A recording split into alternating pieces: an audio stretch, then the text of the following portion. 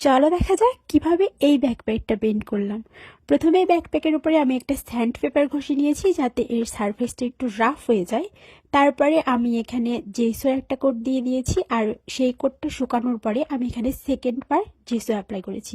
দ্বিতীয় কোটটাও ঠিকমতো শুকিয়ে যাওয়ার পরে আমি এখানে অ্যাক্রিলিক কালার ব্যবহার করেছি। আমি এখানে বেসটা হালকা চেয়েছিলাম, যার জন্য আমি এখানে একটা হালকা কালারই ব্যবহার করছি। তারপরে আমি এখানে পেন্সিল দিয়ে কিছু এঁকে নিয়েছি এবং এরপরে আমি এখানে অ্যাক্রিলিক কালার দিয়ে সেগুলোকে হাইলাইট করছি। আমি এখানে আমার পছন্দ অনুযায়ী খুবই সিম্পল একটা ডিজাইন রেখেছি, যেহেতু আমি আঁকতেও খুব একটা ভালো পারি না। সো আমার এই সিম্পল ডিজাইনটাই আমার আমার দ্বারা সম্ভব ছিল আর কি। Now enjoy the remaining video with the music.